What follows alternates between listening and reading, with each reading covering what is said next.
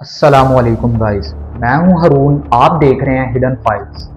Guys, अगर आपकी उम्र 18 से कम है तो मैं आपको यही सजेस्ट करूंगा कि आप इस वीडियो से दूर रहें, क्योंकि आज की वीडियो बहुत ही ज़्यादा डरावनी होने वाली है। मैं आपको एक ऐसे इंसान की कहानी सुनाने वाला हूं जिसने ना कि पाकिस्तान बल्कि पूरी दुनिया को हिला के रखा। जब मैं आपको ये कहानी सुनाऊंगा तो आपके रोंगटे खड़े हो जाएंगे, आपको अपने कानों पर यकीन नहीं आएगा, आपके दिल की धड़कन तेज हो जाएगी, क्योंकि ये केस है ही इतना खौफनाक। 16 मार्च सन 2000 लाहौर के सेशन कोर्ट में एडिशनल सेशन जज अल्लाह बख्श रांझा एक केस की सजा सुनाते हैं। वो कहते हैं कि इस मुजरिम को मीनारे पाकिस्तान ले जाया जाए। मीनारे पाकिस्तान ले जाकर एक चेन से इसका गला घोंट कर इसको मार दिया जाए। मारने के बाद इसकी लाश के 100 टुकड़े किए जाएं। 100 टुकड़े करने के बाद तेजाब के ड्रम में वो 100 टुकड़े डाल दिए गए।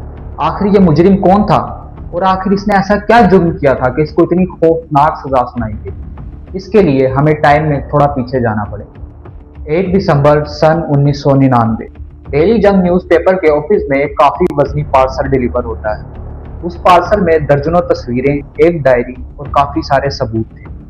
जब उस पार्सल को खोला गया तो डेली जंग न्यूज़पेपर के चीफ एडिटर खावर नईम हाशमी की दिल की धड़कनें तेज हो गई, क्योंकि उस लेटर में एक कत्ले आम के बारे में लिखा हुआ और ये भी लिखा हुआ था ये लेटर मैं पुलिस को ना भेजकर आपको इसलिए भेज रहा हूँ क्योंकि मुझे पता है कि पुलिस वाले इस मैटर को सीरियस नहीं लेते और इस मैटर को यहीं दबा देंगे, जिसकी वजह से पूरा पाकिस्तान इस कत्लेआम के बारे में नहीं जान सके।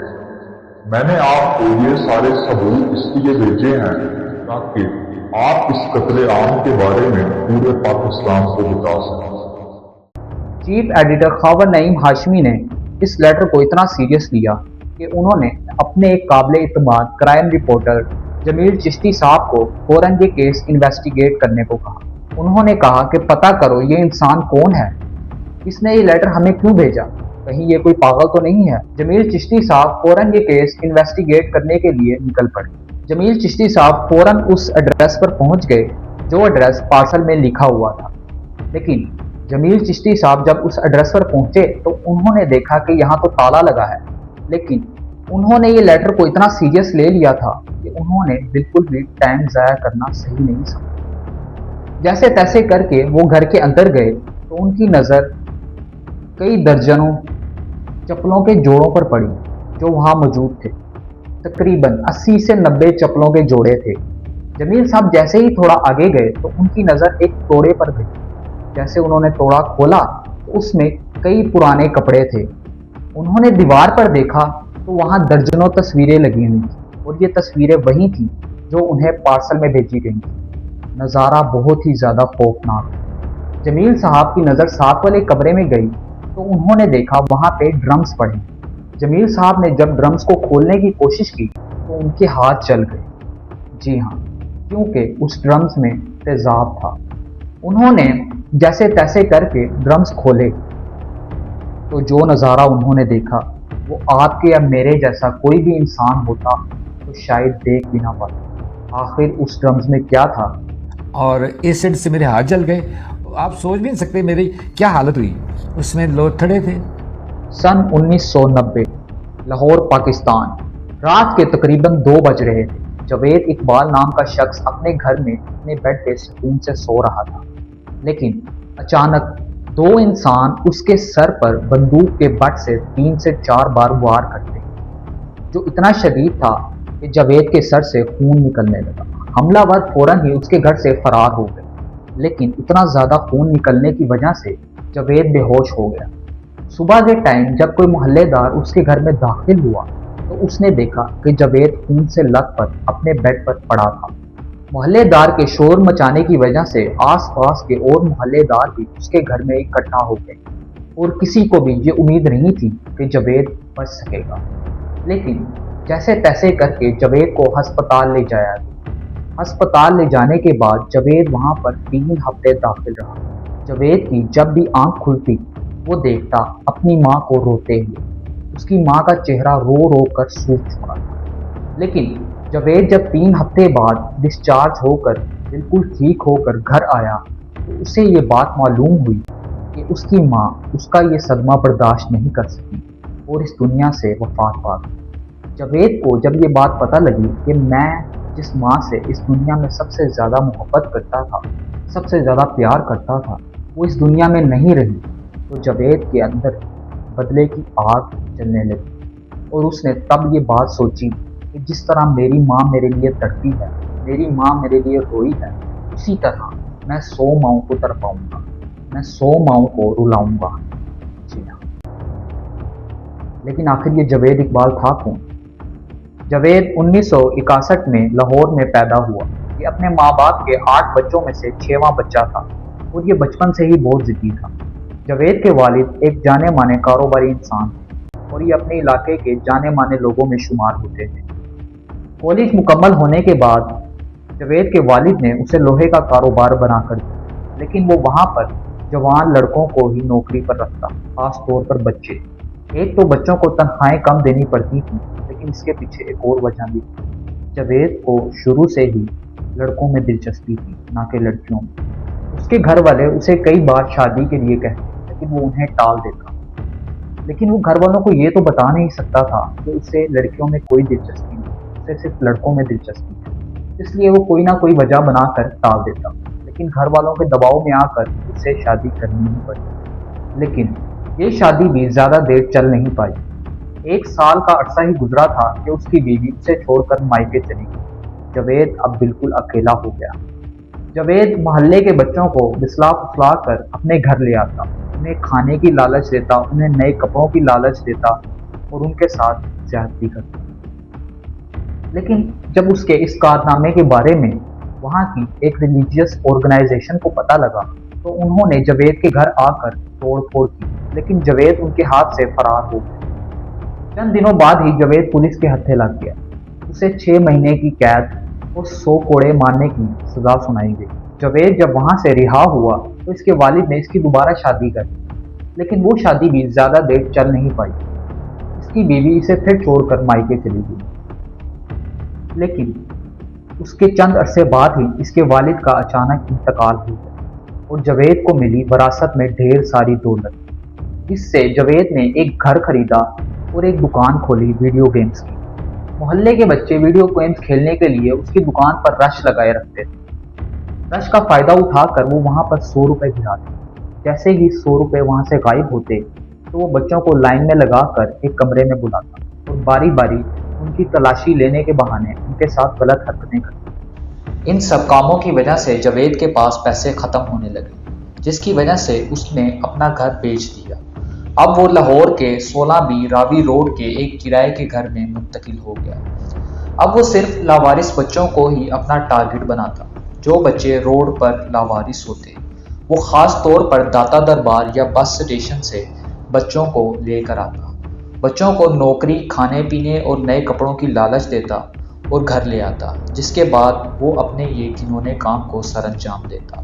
کیونکہ بچوں کو چھت ملی تھی، کھانا ملا تھا، کپڑے ملے تھے، وہ اس کے احسان کے نیچے دب جاتے اور چپ ہو جاتے۔ پھر آتا ہے 1990۔ وہ 2 بچوں کو مساج کرانے کے بہانے اپنے گھر لے کر آتا ہے، لیکن اسے یہ بالکل بھی معلوم نہیں تھا کہ یہ 2 بچے اس کی دنیا ہی پلٹ دیں گے۔ جی ہاں، یہ وہی 2 بچے تھے جنہوں نے اس رات کو اس کے سر پر پستول کے بٹ سے حملہ کیا تھا اور اسے تقریباً مار ہی ڈالا۔ اس حادثے کے بعد جاوید نے اپنی ماں کو کھو دیا اور اس نے انتقام کا سوچ لیا۔ اس نے سوچا، میں ان 2 بچوں کا بدلہ 100 بچوں سے لوں گا۔ جس طرح میری ماں تڑپی ہے اس طرح میں 100 ماؤں کو تڑپاؤں گا۔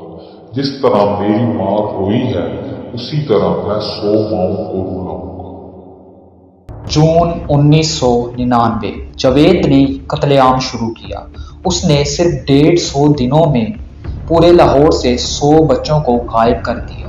وہ بچوں کو اپنے گھر لے آتا، ان کی سب سے پہلے تصویر لیتا، تصویر لینے کے بعد وہ ان بچوں کو پیٹ بھر کھانا کھلاتا، پھر اس کا جب تک دل کرتا ان بچوں کا فائدہ اٹھاتا اور جب اس کا دل بھر جاتا اس کے بعد وہ ایک چین سے ان بچوں کا گلا گھونٹ کر انہیں مار دیتا۔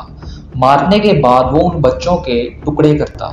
چھوٹے چھوٹے ٹکڑے کرنے کے بعد وہ ان ٹکڑوں کو تیزاب کے ڈرم میں ڈال دیتا تاکہ وہ ٹکڑے تیزاب میں گھل جائیں۔ جی ہاں، اس نے یہ سب کرنے کے بعد اپنی ایک ڈائری میں لکھتا کہ میں نے کس بچے کی کب جان لی، اور بچوں کی کھینچی ہوئی تصویروں پر نمبرنگ کرتا تاکہ اسے گنتی کرنے میں آسانی ہو۔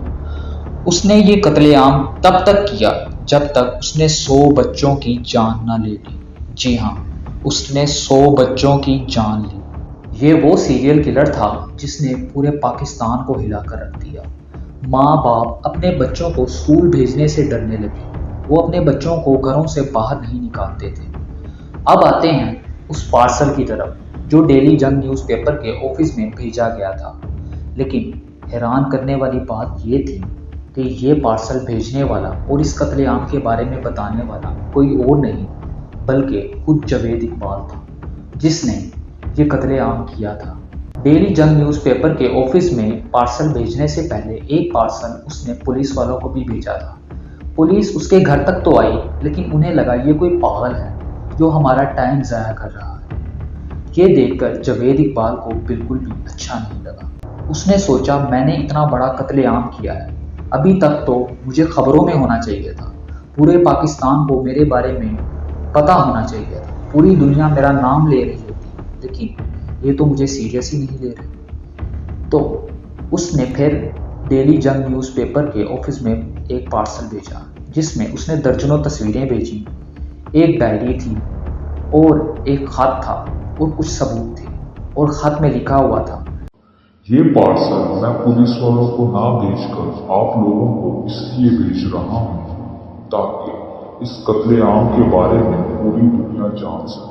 پولیس والے اس معاملے کو رفع دفع کر دیں گے۔ میں چاہتا ہوں کہ میں نے جو بھی کرنا تھا قتل عام میں کر چکا ہوں، میرا مقصد پورا ہو چکا۔ اب میں چاہتا ہوں مجھے گرفتار کیا جائے، میرے اوپر کیس چلے، میری جو سزا بنتی ہے مجھے دی جائے۔ اس لیٹر کے آخر میں یہ بھی لکھا تھا کہ کوئی بھی میری بات کو سیریس نہیں لیتا، جس کی وجہ سے میں دریائے راوی میں چھلانگ مارنے جا رہا ہوں۔ جب یہ خبر سرخیوں میں آئی، نیوز میں آئی، تو پولیس والوں پر پریشر ڈالا۔ پولیس والوں نے پورا دریائے راوی چھان مارا، لیکن انہیں جاوید اقبال کہیں نہیں ملا، نہ ہی اس کی لاش ملی۔ 1 مہینے تک سرچ آپریشن چلا، لیکن جاوید اقبال کا کوئی اتا پتہ نہیں تھا۔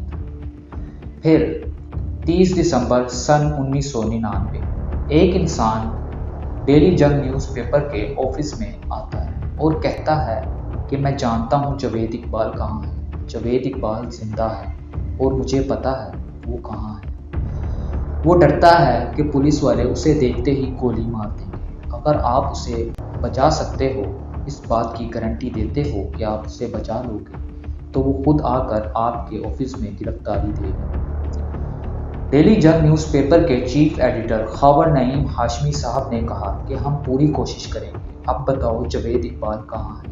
پھر اس انسان نے اپنے چہرے سے کپڑا ہٹایا اور کہا، میں ہی ہوں جاوید اقبال۔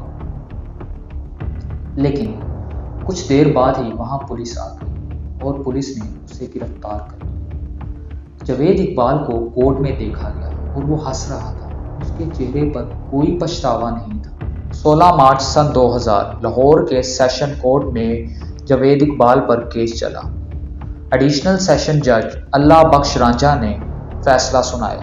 انہوں نے کہا جاوید اقبال کو مینار پاکستان لے جایا جائے اور ان 100 بچوں کے ماں باپ کے سامنے اسی چین سے اس کا گلا گھونٹ کر اسے مار دیا جائے اور اس کی لاش کے 100 ٹکڑے کیے جائیں۔ 100 ٹکڑے کرنے کے بعد ان ٹکڑوں کو تیزاب کے ڈرم میں ڈال دیا جائے۔